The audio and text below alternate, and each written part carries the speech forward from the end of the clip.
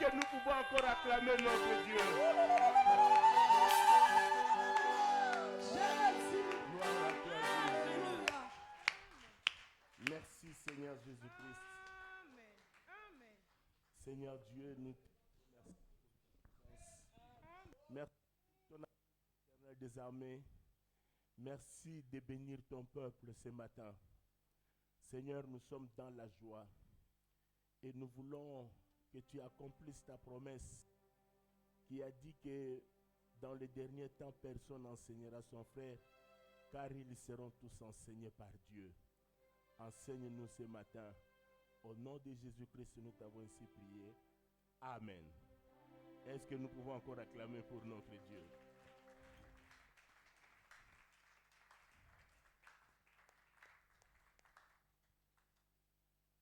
Je vois beaucoup de frères et sœurs ne sont pas encore là. Je ne sais pas s'ils sont en route. Nous bénissons le Seigneur pour sa présence et sa grâce. Amen. Amen. Nous bénissons le Seigneur pour notre frère Toms.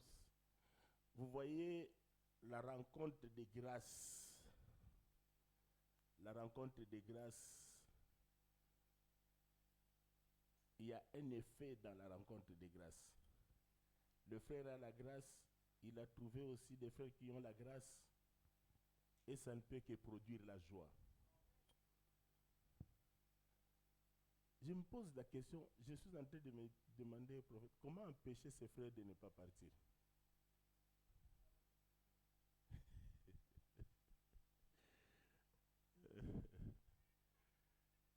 Amen. Hein? Quand on a une bénédiction, il faut entretenir la bénédiction.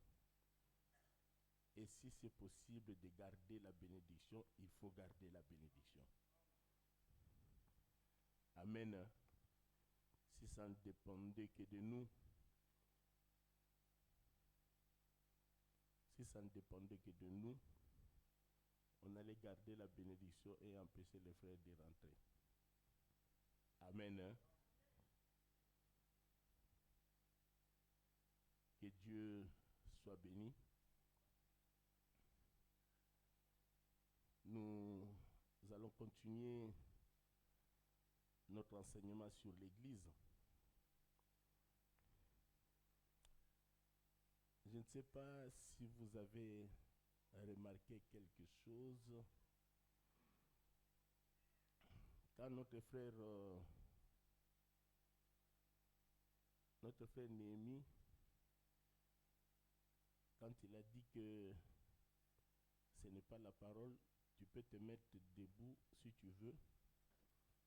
Le prophète a intervenu pour dire que non, c'est la parole, mais ce n'est pas la doctrine. Amen. Hein? Vous voyez des détails comme ça sont des choses qui sont en train de tuer l'Église aujourd'hui. Des incompréhensions viennent dans des détails. J'ai béni le Seigneur parce que j'ai pensé parler sur... on continue notre enseignement, mais j'expliquerai quelque chose sur les principes de l'interprétation. Amen. Hein? J'expliquerai quelque chose sur les principes de l'interprétation. Je veux que l'Église puisse me suivre. Regardez, frère. L'Écriture dit ceci. Mon peuple est détruit par manque de l'argent.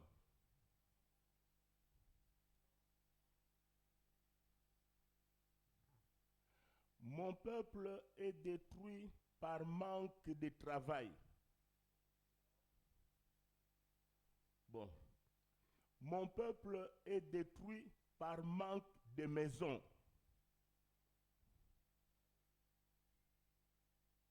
Mon peuple est détruit par manque de connaissances. Amen. Hein? Vous voyez que sans la connaissance, le peuple est détruit. Voilà pourquoi, frère, c'est très important, il ne faut pas négliger la connaissance. Ne minimisez pas la connaissance, ne méprisez pas la connaissance. Ne négligez pas la connaissance. D'ailleurs, si tu vas dans une église, vous qui me suivez sur Internet, où on ne parle pas de la connaissance, où on minimise la connaissance, tu attends un prédicateur dire, ah, ma connaissance, ma crocodile, ma nini. Frère, fuis cette église. Sortez de cette église. Parce que sans la connaissance, il y a la mort. Voilà pourquoi le Seigneur Jésus a dit, la vie éternelle est qu'ils te connaissent. La vie éternelle, c'est la connaissance. La vie éternelle est qu'ils te connaissent, toi le seul vrai Dieu, et celui que tu as envoyé. C'est-à-dire que si tu n'as pas la connaissance de Dieu, si tu n'as pas la connaissance de celui qui l'a envoyé, tu n'as pas la vie éternelle. Est-ce que l'église est avec moi? Si tu n'as pas la connaissance de Dieu, frère, ça c'est les écrits. Si tu n'as pas la connaissance de Dieu, si tu n'as pas la connaissance de celui qui l'a envoyé, tu te contentes de l'évangile de la prospérité, de l'évangile social. Si tu te contentes de ça, tu n'as pas la vie éternelle. Tu peux avoir le matériel, tu peux avoir la voiture, tu peux avoir de belles maisons. Mais quant à la vie éternelle, tu ne l'as pas. Est-ce que l'église est avec moi?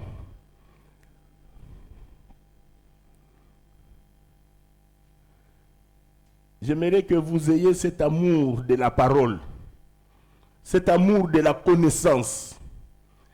Aimez la connaissance. Celui qui a la connaissance, il peut voir la différence entre le vrai pain et le faux pain. D'ailleurs, c'est pourquoi on en parle. C'est pour vous ouvrir les yeux, afin que vous ne vous laissiez pas séduire par ce qui marche avec le faux pain. Il y en a qui marchent avec le faux pain. Mais c'est la connaissance qui t'empêchera de suivre celui qui a le faux pain.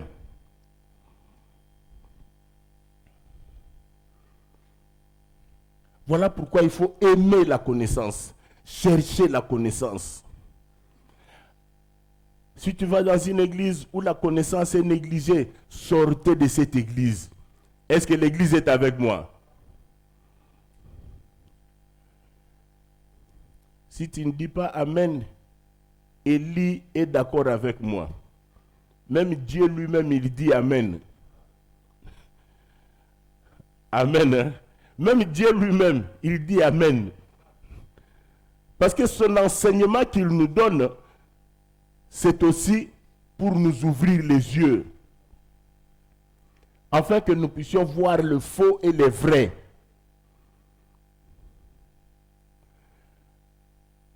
S'il n'y a pas la révélation, le peuple est sans frein. C'est-à-dire que s'il n'y a pas la révélation de la parole, chacun fait ce qu'il veut.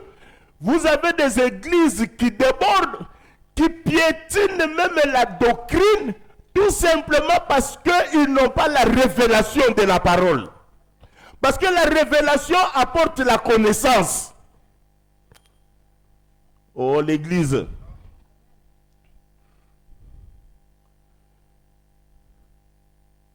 Si on n'a pas la révélation, on piétine même la doctrine. Et quand tu piétines la doctrine, quand tu refuses la doctrine, sachez que l'église qui rejette la doctrine, en réalité, c'est Dieu que tu rejettes. Est-ce que l'église est avec moi? Quand tu rejettes la doctrine, c'est Dieu que tu rejettes. Parce que la doctrine, c'est la marche de l'église. L'église marche par la doctrine. La vie de l'église, c'est la doctrine. Quand on refuse la doctrine, on refuse Dieu. Dieu est dans la doctrine. Amen. Amen. On va faire la lecture.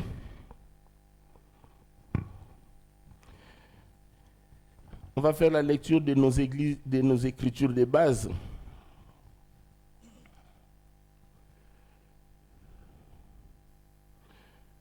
Matthieu chapitre 16.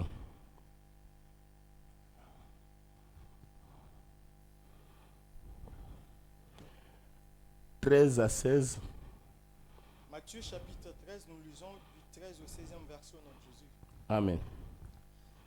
Jésus étant arrivé dans les Reprends frère, reprends. C'est comme si les gens sont tombés dans la distraction. Nous lisons Matthieu chapitre 16 du 13 au 16e verset au nom de Jésus. Amen. Jésus étant arrivé dans les territoires de Césarée et de Philippe, demanda à ses disciples, qui dit-on que je suis, moi le Fils de l'homme? Ils répondirent, les uns disent que tu es Jean-Baptiste, les autres Élie, les autres Jérémie ou l'un des prophètes. Et vous, leur dit-il, qui dites-vous que je suis? Simon-Pierre répondit, tu es le Christ, le Fils du Dieu vivant. Continuez frère. Le verset 17, Jésus reprenant la parole, lui dit, tu es erré, Simon, fils de Jonas, car ce ne sont pas la chair et le sang qui t'ont révélé cela, mais c'est mon Père qui est dans les cieux. Et moi, le verset 18, et moi je t'ai dit que tu es Pierre, et que sur cette pierre je bâtirai mon église, et que les portes du séjour de mort ne prévendront point contre elle. Je te donnerai... Non, merci. Ésaïe 4, verset 1.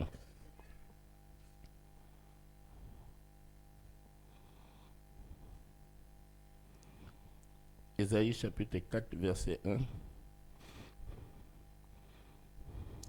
Et cette femme saisiront en ce jour un seul homme, et diront, nous mangerons notre pain, et nous nous vêtirons de nos habits. Fais-nous seulement porter ton nom, enlève notre opprobre. Jean chapitre 6, verset 48. Verset 48 seulement.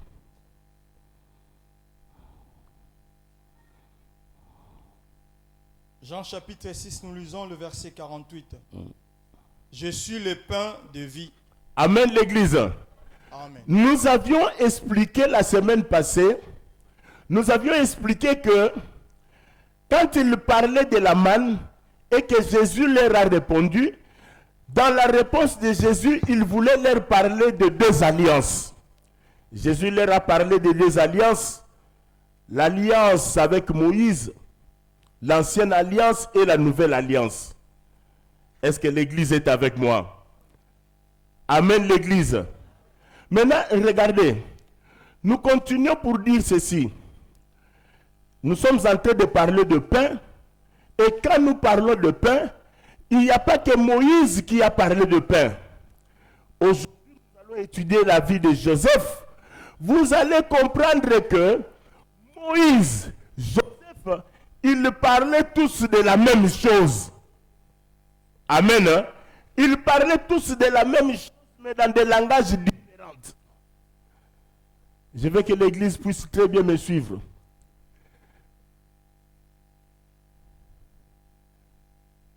Est-ce que l'église est avec moi? Je vous amène en Égypte. La semaine passée, on était dans le désert. On a marché dans le désert. Nous avons vu comment la manne tombait. Nous avons expliqué la manne. Nous avons expliqué que la manne n'était que l'ombre du véritable manne qui est Jésus-Christ. Amen l'église. Nous avons expliqué les 1/10. Aujourd'hui, je vous amène en Égypte. On va faire la marche en Égypte. Est-ce que vous voulez voyager avec moi? L'église, vous voulez voyager avec moi? Je suis dans Genèse chapitre 41. On continue à parler du pain. Nous sommes en train de vous expliquer le pain que les 7 femmes ont refusé, ils ont refusé le pain de l'homme pour manger leur propre pain. Et nous sommes en train de vous faire voir l'importance du pain. Nous sommes en train de vous faire voir l'importance du pain que les 7 femmes ont rejeté. Voilà pourquoi je demande ton attention, afin que tu ne sois pas séduite quand les 7 femmes t'apporteront leur pain, que tu ne te laisses pas séduire. Est-ce que l'église est avec moi? Je suis dans Jean, Genèse. Frère, on lit Genèse.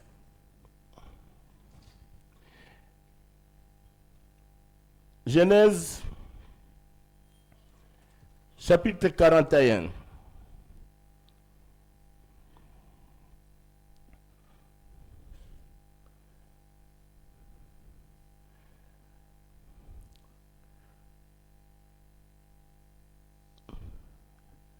Pour vous épargner une très longue lecture,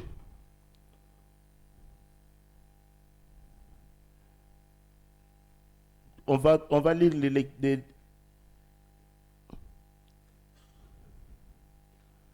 frère, lis les versets.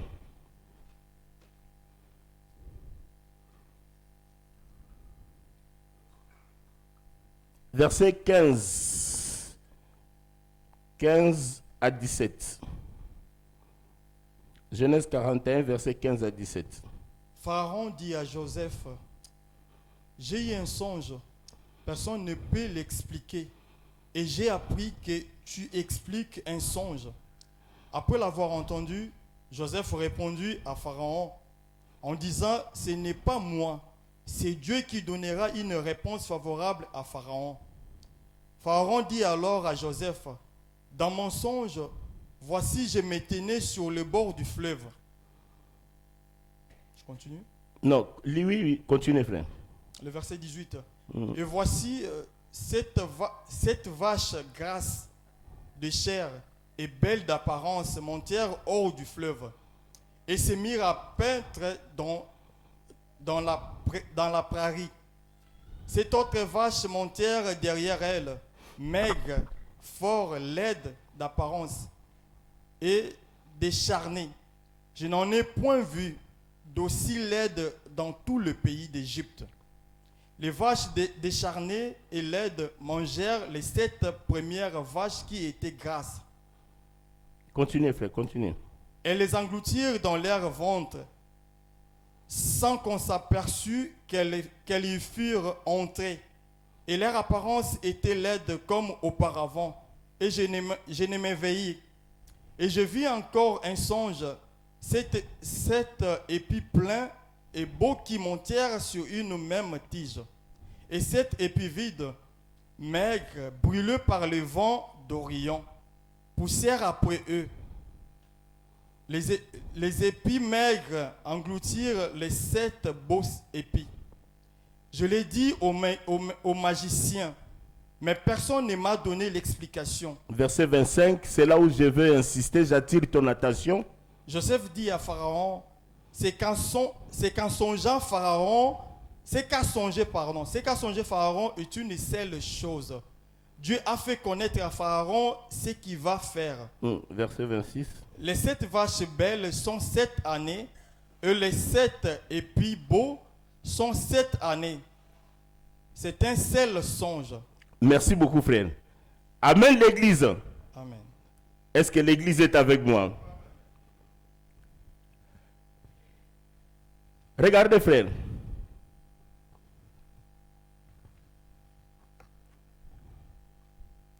Pharaon a eu 2 songes.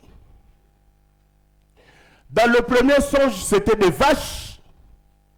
Il y avait des vaches grasses et des vaches maigres. Deuxième songe, c'était des épis. Il y avait des épis maigres, laides, et il y avait des épis beaux et remplis.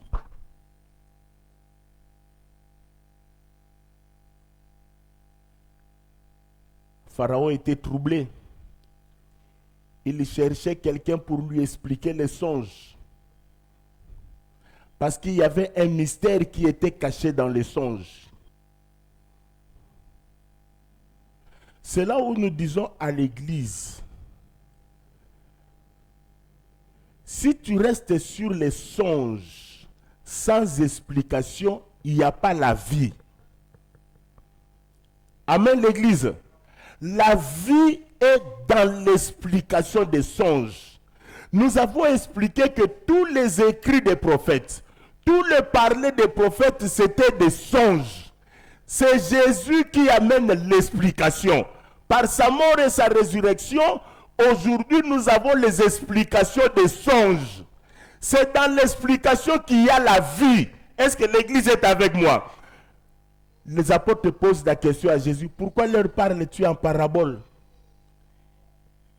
Je leur parle en parabole parce que le mystère du royaume vous a été donné.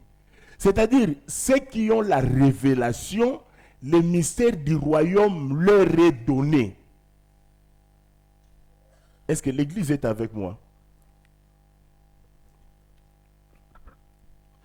Mais, j'attire votre attention sur quelque chose. Je vous ai dit que je vais expliquer un peu le principe de l'interprétation. Pourquoi? Parce que nous avons des problèmes aujourd'hui dans nos églises, parce qu'on a mal compris, les gens sont dans les compréhensions et ça crée des problèmes. Frère, reprends le verset, juste le verset 25.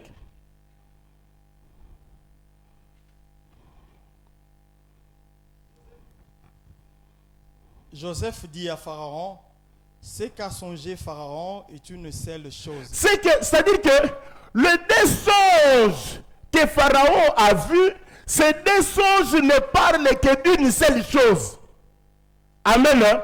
C'est là où nous expliquons que Dieu a parlé à plusieurs reprises et de plusieurs manières, mais il ne parle que d'une seule chose. Dieu a parlé, c'est-à-dire qu'il y a des écrits, il y a des songes, il y a des paraboles, mais dans toutes ces paroles, dans toutes ces paraboles, Dieu n'a pas parlé de plusieurs choses. Il n'a parlé que d'une seule chose. Amen l'église. Mais ça, l'écriture des Hébreux est d'accord avec moi. Celui qui a écrit Hébreu, d'ailleurs, il dit Amen. Hébreux chapitre 1, verset 1.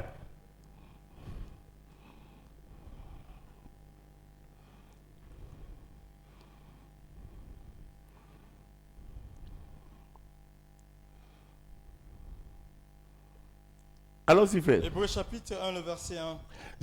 Frère, je vais aller lentement ici. Mes sœurs, je vous demande de me suivre. Je vais aller lentement parce que, frère, peut-être que l'Église n'est pas conscient ou ne réalise pas la grandeur, la profondeur de ces choses qu'on est en train de parler, parce que ces choses qui sont mal comprises par les ministres, ça a amené la confusion et la guerre, même parmi les ministres. Amen. Hein? Amen l'église. Mais comme vous êtes les bien-aimés du Seigneur, comme Dieu vous aime, nous devons vous expliquer ces choses afin que vous ne soyez pas séduits, afin que vous puissiez comprendre les langages. Est-ce que l'église est avec moi? Quand les prédicateurs seront dans la confusion pour discuter, non, quand Dieu a dit ça, ça veut dire ça, l'autre, et vous remarquerez que les deux, en réalité, ils parlent d'une seule chose, mais ils ne comprennent pas que ce qu'ils sont en train de dire, ils sont en train de dire une seule chose. Seigneur, je ne sais pas si je m'explique très bien. Est-ce que l'église est avec moi? Ne t'inquiète pas, tu vas comprendre. Voilà pourquoi Nous pouvons prendre Moïse pour parler du pain. Aujourd'hui, nous prenons Joseph pour parler de pain. Nous prendrons encore une autre prophète pour parler toujours du pain. Nous prendrons Abraham pour parler du pain. Nous prendrons Jacob pour parler du pain. C'est-à-dire que tous ces prophètes-là, ils n'ont dit qu'une seule chose. Dieu a parlé à plusieurs reprises, de plusieurs manières, mais il n'a dit qu'une seule chose. Dieu n'a pas dit plusieurs choses. Et l'unique chose dont il a parlé, c'est Jésus-Christ. Parce que l'évangile concerne Jésus-Christ. L'évangile ne concerne pas les hommes bien-aimés. L'évangile concerne Jésus. Dans tout ce qu'il a dit, même quand il parle d'Abraham, il parle de Jésus. Il parle d'Isaac, il parle de Jésus. Il prend Jacob, il parle de Jésus. Tous ces prophètes n'ont parlé que de Jésus. Ils n'ont parlé que de Jésus. Ils n'ont pas parlé du prophète des temps de la fin. Ouais, je vais le détrôner aujourd'hui. Il n'a pas parlé de lui, frère. D'ailleurs, quand la prophétie a été donnée, qui est digne d'ouvrir le livre et de rompre le sceau? Il était où? L'écriture dit, au ciel, il n'y avait personne. Même toi qui crois qu'il y a un Dieu au ciel, même Dieu était incapable d'ouvrir les livres.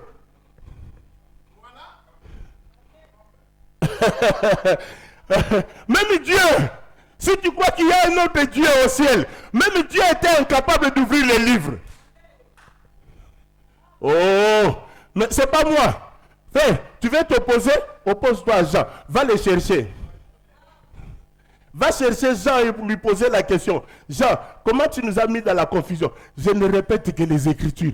Les prédicateurs d'aujourd'hui, nous ne répétons que les Écritures. Nous n'inventons pas. Nous ne créons pas. Nous ne disons pas des choses pour chercher les Écritures après qui correspondent avec ce que nous disons. Mais nous commençons par les Écritures pour expliquer ce que les Écritures disent. Il n'y avait personne. Si tu crois qu'il y avait un Dieu au ciel, il était incapable d'ouvrir les livres et de rompre les sceaux. Oh Seigneur Dieu, pourquoi les gens aujourd'hui veulent prendre la place de Dieu? Pourquoi aujourd'hui il y a des gens qui deviennent des grands prophètes, des prophètes majeurs? Dieu a parlé à plusieurs reprises, de plusieurs manières. Il n'a parlé que d'une seule chose. Et la chose dont il a parlé, c'est Jésus-Christ. Ce n'est pas moi, c'est Paul qui le dit. Je suis dans Romains. Romains chapitre 1. Hébreu 1? Non. Hébreu 1, nous avions lu, non? Non, on n'a pas lu.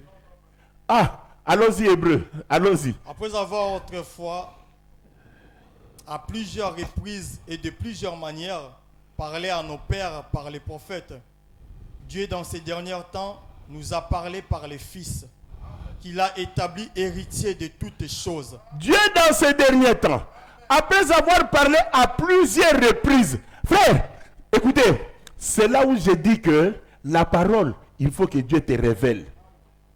Parce que les hommes intelligents, plus intelligents que toi, ils ont fait le bac plus 10.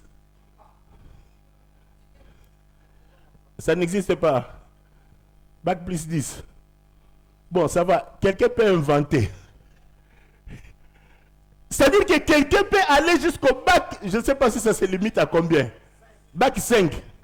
Il fait bac 5. Mais il lit ces choses.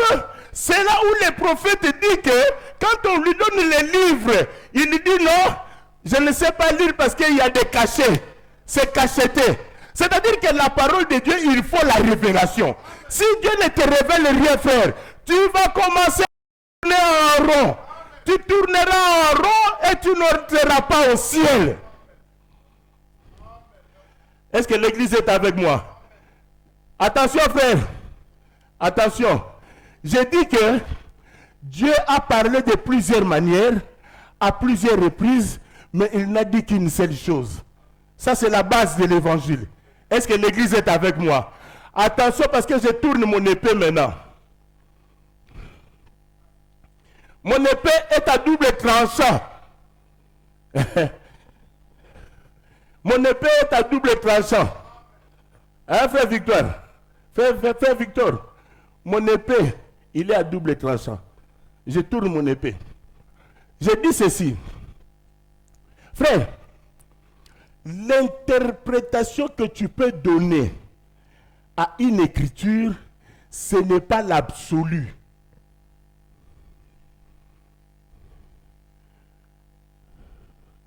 Vous n'avez pas compris. La même écriture, je ne peux pas dire que si j'interprète cette écriture, je prends le pain. Je dis que le pain, c'est le Seigneur Jésus-Christ. Je ne veux pas mettre un point pour dire que en dehors de pain comme Jésus-Christ, personne n'interprétera ça d'une autre manière. Parce que le même pain qu'on interprète comme Jésus-Christ, quelqu'un viendra, il prendra le pain, il parle de l'Église. Oh! Mais le pain, c'est aussi l'Église, non? Amen, l'Église. Regardez, je prends un exemple. Bon, je vois beaucoup n'ont pas compris. Je prends un exemple. Je suis dans Genèse. Je prends un exemple pour te montrer que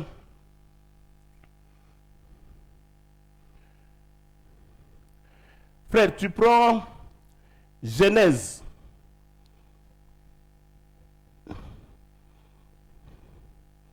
Genèse chapitre 2, verset 23.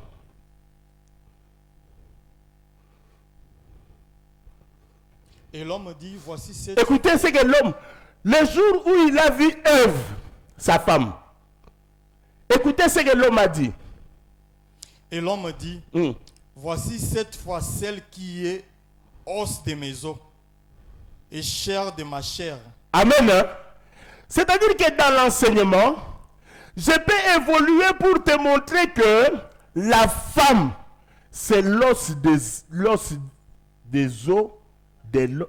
la chair, l'os des os et la chair des chairs.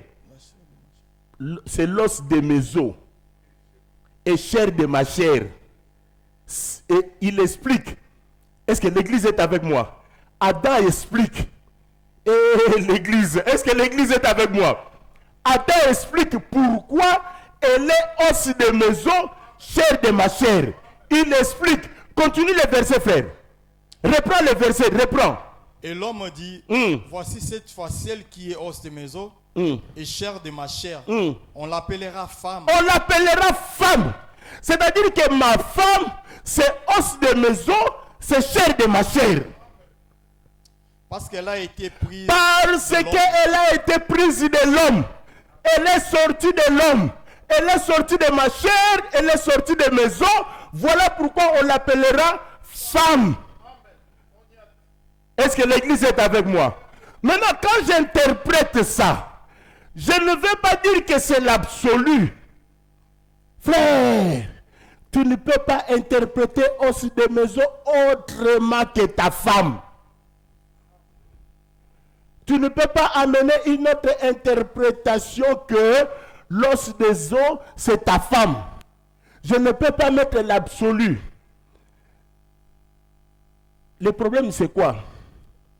Le problème est que quand on interprète, il faut qu'il y ait les sous-bassements. Il faut qu'il y ait les écritures. Parce que si je dis que non, frère, je bloque. L'os des os, c'est la chair de ma chair. L'os de mes os, c'est ma femme. Je bloque. Hein? Est-ce que l'église est avec moi? Je bloque, je dis non. Il n'y a pas une autre interprétation que cette interprétation que j'ai donnée. Laban se lèvera pour te contredire. Laban. Amen. Hein? Laban se lèvera pour te contredire. Parce que Laban t'expliquera que l'os de mes os, chair de ma chair, c'est aussi mon neveu. Amen l'église. Ah ben je suis dans le livre de Genèse. Si vous voulez, on y va frère. Je sais qu'on est dans l'ensemble des saints, vous aimez les Écritures.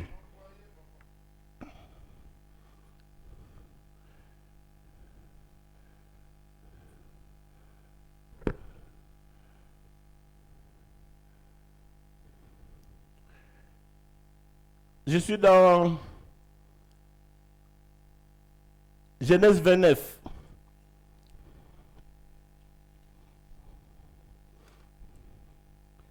Genèse 29, versets 13 à 14.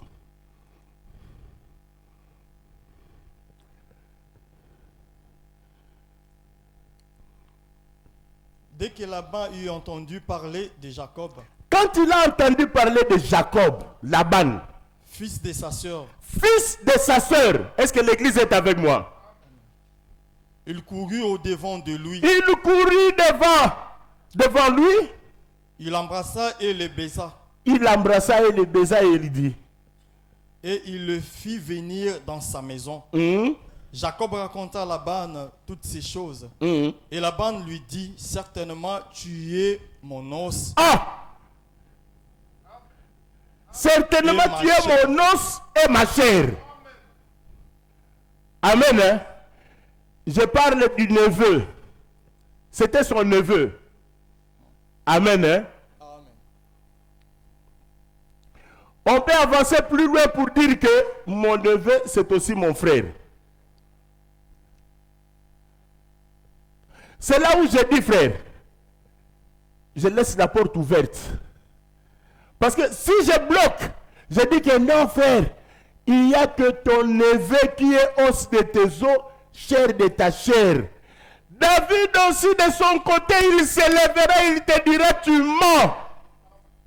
C'est pas vrai. David, il se lèvera. Je suis dans 2 Samuel. Et qu'est-ce que lui, il lui dit? 2 Samuel, verset 19. Chapitre 19.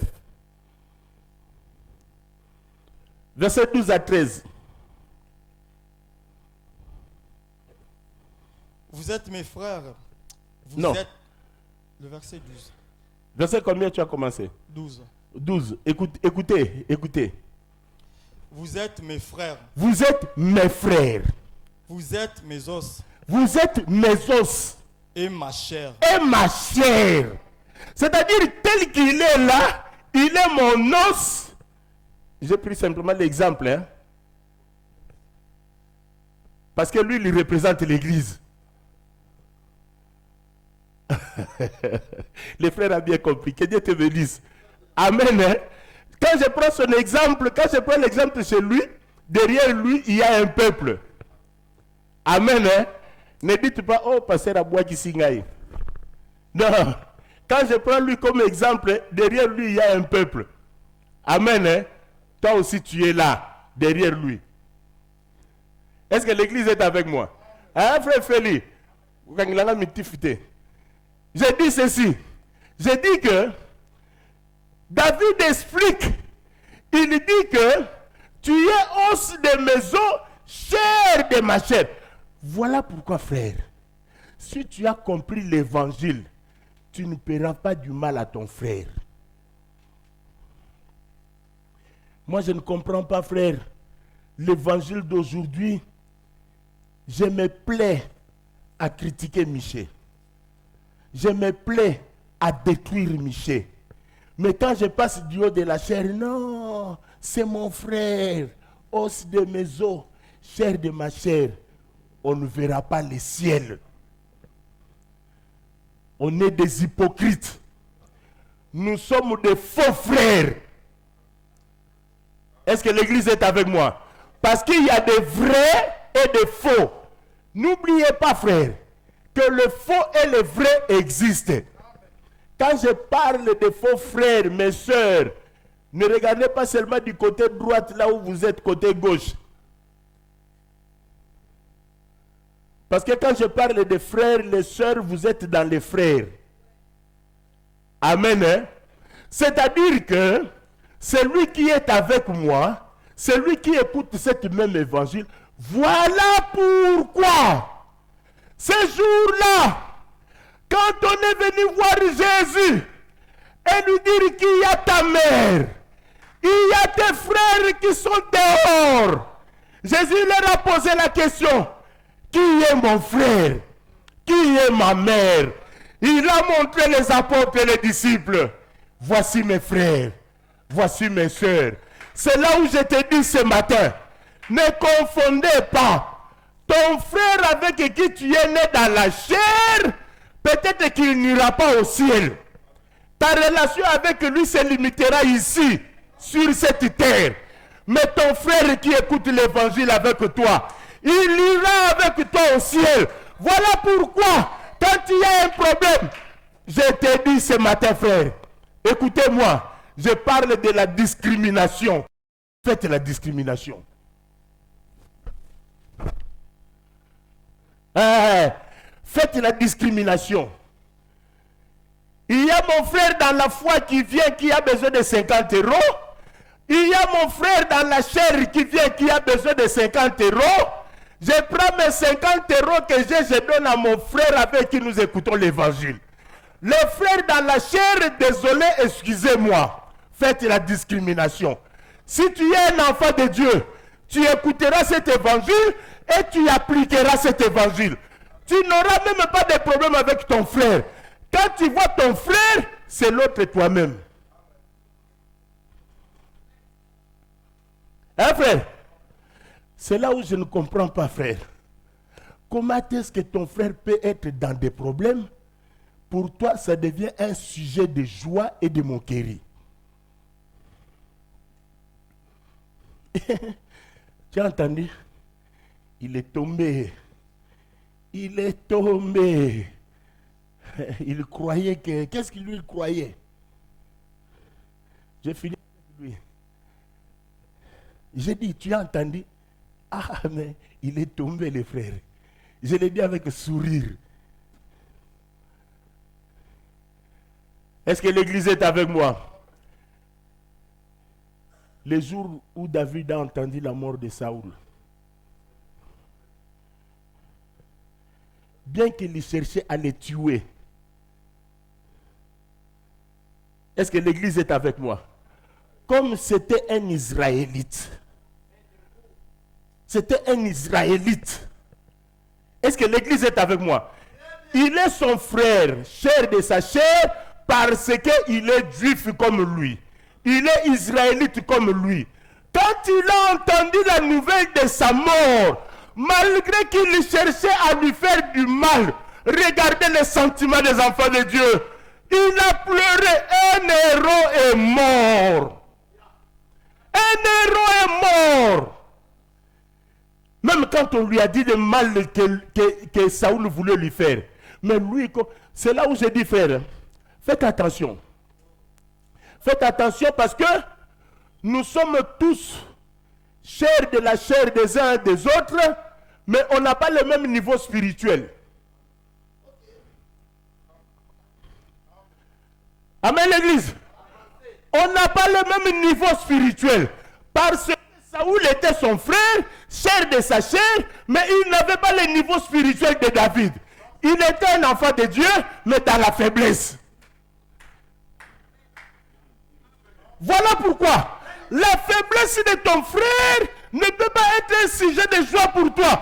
Au contraire, il faut que tu t'agenouilles et que tu pries. Tu pleures pour ton frère. Tu attends que ton frère est tombé. Il faut que ça soit un sujet de tristesse, frère. Un sujet de malheur. Tu peux même gêner pour ton frère. Mais ce n'est pas le cas aujourd'hui. Ce n'est pas le cas. On s'est dit qu'on est des frères, chair de la chair, os de mes os, mais tu es en train de me tuer derrière.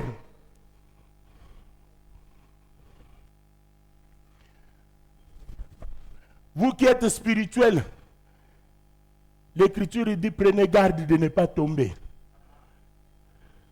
Prenez garde. Quand tu relèves celui qui est faible, prends garde de ne pas tomber. Mais sachez qu'il y a une écriture qui dit que le juste, il tombera 7 fois. 7 fois, il se relèvera. Si c'est injuste, il se relèvera. Si c'est injuste de l'Éternel, voilà pourquoi, frère, je ne peux pas me contenter et me plaire dans la chute d'un frère. Est-ce que l'Église est avec moi? Je ne peux pas me contenter et me plaire dans la chute d'une sœur. Elle est tombée, il faut que je sois triste. Ça ne peut pas être un sujet de discussion ou de dialogue entre nous. Il est tombé. Cette sœur-là, vraiment, moi je ne le comprends pas. Elle était tombée, on a pardonné. Elle est encore tombée, on a pardonné. Maintenant, elle est encore tombée. Oh, mais tu n'as pas lu que les justes tombent 7 fois. Je suis dans la lecture, je vais littéralement. Hein? Je vais littéralement. Mais elle est tombée 3 fois. Elle n'est pas encore arrivée à 7. Parce que le juste tombera 7 fois. Et 7 fois, il se relèvera. Mais comment toi, à 3 fois, tu le condamnes?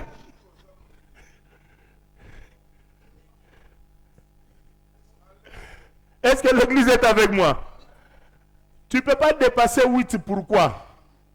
J'ai entendu un frère là-bas dire si ça devient 8. Tu ne peux pas dépasser 8. Pourquoi? 7, c'est la totalité.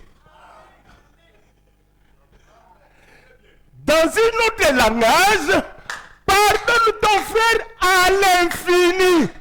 Il n'y a pas de limite. Tu ne peux pas dire que je l'avais pardonné 7 fois et 8e fois, c'est que tu n'as pas compris l'évangile. Quand on parle de 7, 7 c'est la totalité. 7 c'est tout le temps. Du commencement jusqu'à la fin. Il n'y a pas de limite, frère, dans 7. Est-ce que l'église est avec moi? Il n'y a pas de limite dans 7. Parce que le 8e jour, c'est l'éternité. 8, ça devient l'éternité. C'est-à-dire, le 8e fois, quand il va tomber, il ne tombera pas parce que nous serons déjà dans l'éternité. Est-ce que l'église est avec moi? Nous serons déjà dans l'éternité. Voilà pourquoi je te dis, frère, bien-aimé, si tu as compris l'évangile et que ton frère a des problèmes et que tu attends que ton frère est tombé ou tu attends que ton frère a manifesté une faiblesse ou il a fait une erreur, ce n'est pas un sujet de moquerie pour toi, frère. Ce n'est même pas. D'ailleurs, aujourd'hui, ça devient un sujet même de partage. Tu vois les frères. Voilà, frère. Il va dans les réseaux sociaux.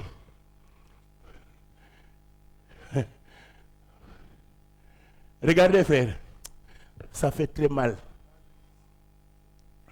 Tu vois quelqu'un qui va dans les... Parce que son frère est tombé. Son frère est tombé. 1 fois, 2 fois. Maintenant, il va dans les réseaux sociaux. Il ne cite pas les noms. Que fera-t-on à un frère qui tombe 4 fois? Sans citer le... Non, frère. On n'encourage pas. Mais je vous dis que je suis dans l'évangile. Je vous prêche l'évangile. L'évangile nous demande de pardonner. L'évangile dit que c'est mon frère. S'il tombe, il faut que je le relève, frère. Est-ce que l'église est avec moi? Frère, ne pensez pas qu'on encourage les péchés. Attendez, le jour où tu tomberas, attendez, je n'attends pas ça. Je ne te promets pas. Mais je te dis que nous sommes des humains. On a des faiblesses. Est-ce que l'église est avec moi? Est-ce qu'en disant ça, j'ai encouragé les péchés? Voilà pourquoi le docteur Papi avait dit, frère, il faut bien écouter. Il faut bien écouter, frère. J'aime ces frères, que Dieu les bénisse. Vous avez des problèmes, hein? Le prédicateur dit ça, toi tu écoutes ça. Frère, écoutez-moi, bien-aimé l'Église. Ah, Seigneur. Je n'ai même pas abordé mon message. Oui, ça c'est ce que Dieu... C'est-à-dire que, tu vois les prédicateurs, que Dieu te bénisse, on se laisse conduire par le Saint-Esprit. Parce que quand on prie et qu'on a le message, on se prépare. On dit que je vais dire ça, je vais dire ça. Mais quand tu arrives devant, tu te laisses conduire par le Saint-Esprit. C'est pourquoi je me rends compte que ce que j'avais préparé, je n'ai pas dit. Mais je comprends que le Saint-Esprit a voulu qu'on dise ce qu'on a dit. Amen, l'Église. Je te dis ceci, frère. Parce que le temps qui me reste là, je ne pourrai pas aborder mon sujet. Mais je vais dire ceci. Frère, je dis que, au contraire, ce que je suis en train de dire, frère, comprenez-moi très bien. Si on manifeste l'amour envers le frère qui est faible, le frère qui tombe, si on manifeste l'amour envers ses frères, je te dis, frère, que tu le veuilles ou non, ça lui communique quelque chose. Est-ce que l'Église est avec moi?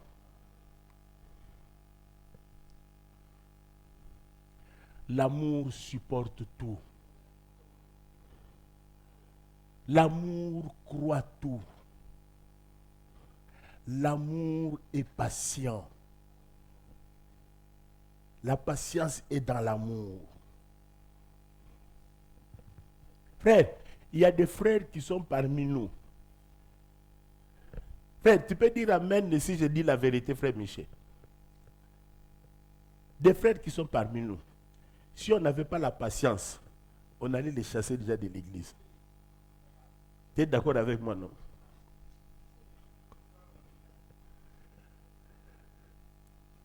On a eu la patience envers certaines sœurs, certains frères. Aujourd'hui, ces bien-aimés-là, je ne cite pas les noms. Ils sont nombreux parmi nous.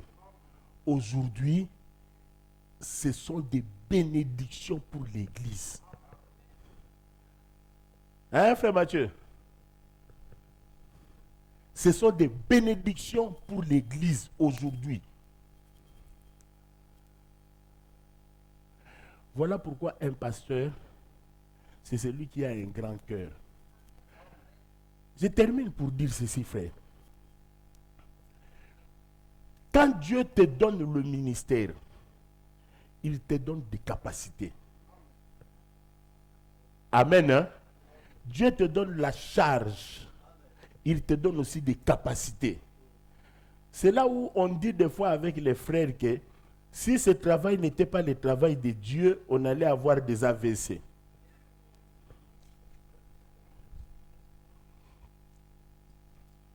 Mais comme c'est l'œuvre de Dieu,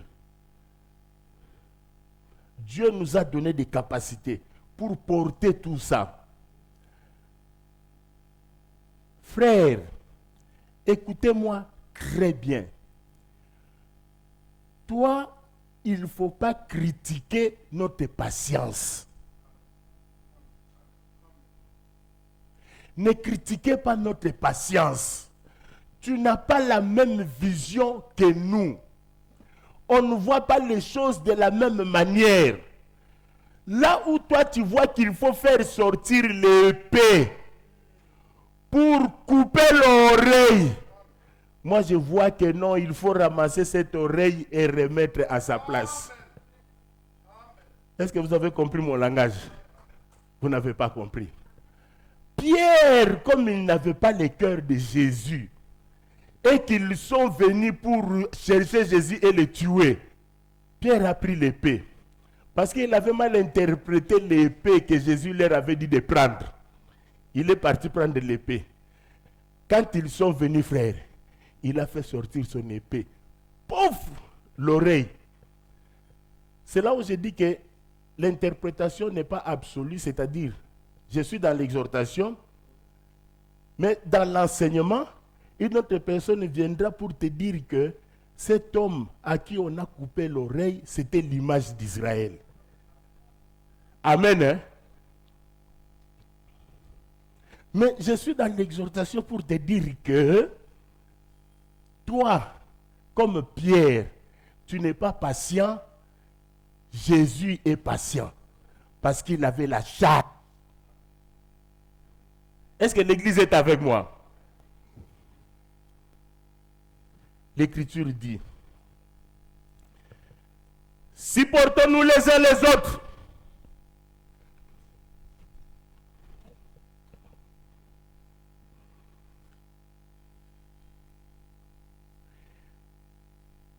Si tu avais murmuré pour un frère, pour la faiblesse d'une sœur ou d'un frère,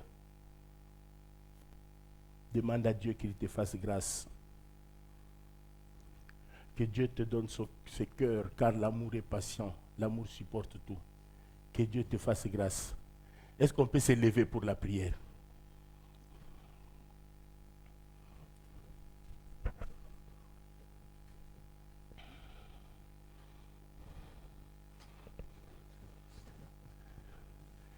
Les centres peuvent passer.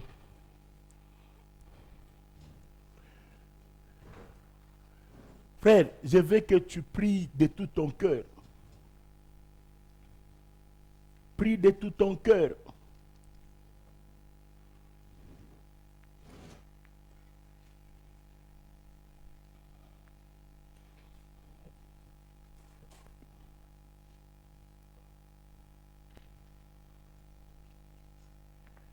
Demande à Dieu de vivre la vie d'un enfant de Dieu. Que Dieu te fasse grâce. Il n'y a que lui seul qui peut te rendre capable de vivre dans le vrai amour. L'amour qui croit tout. L'amour qui supporte tout. L'amour qui est patient. Il n'y a que Dieu qui peut te rendre capable.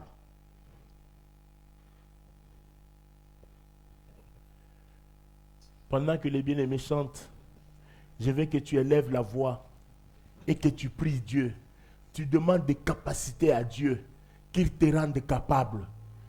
Qu'il te rende capable de ne plus murmurer pour des frères, de ne plus murmurer pour des sœurs qui sont dans des faiblesses, même contre les serviteurs de Dieu qui manifestent des faiblesses. Que Dieu te fasse grâce. Que leur faiblesse ne soit pas un sujet de discussion ou un sujet de partage. Mais que leur faiblesse soit un sujet de prière pour toi. Porte les bien-aimés dans le cœur. Élevons la voix et prions le Seigneur. Prions Dieu. Prie Dieu, bien-aimé.